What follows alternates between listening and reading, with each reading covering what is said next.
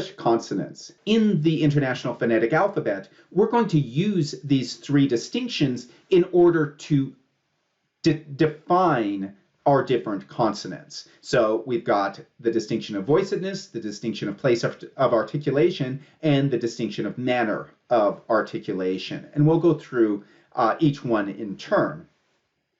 So voicedness, as I talked about, that has to do with whether or not we've got our vocal folds vibrating.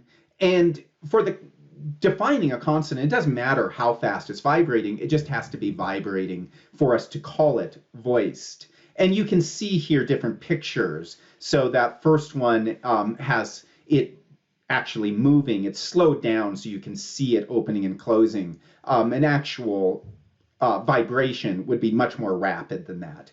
Then we've got the, sort of a mid-level constriction right here, where they're kind of stretched out. That's going to be a mid-level. That's going to be a sort of mid-level pitch. And then we've got this one where they're tightly constricted, or tightly stretched, rather, I should say. And in that case, it's going to be higher. And in this one, they're looser, meaning that it's going to be lower. What we're going to be looking at to start with is just some pairs that we can see where there's voicedness involved or not. So the left column is going to be unvoiced, and the right column is going to be voiced. So we've got pit versus bit. And you can hear when I say bit, there's just a little bit of vibration before I ever release that B. So it's a full constriction. My lips are fully closed, no air is coming out, but you can still hear a little bit of vibration before I release it. Bit, bit, versus pit, where there's no vibration until I move into that vowel. Same thing with ton and done. Again, a full constriction. Or kill versus gill. And again, in those two, there's a full constriction. Then we've got a partial constriction, as in fairy versus very.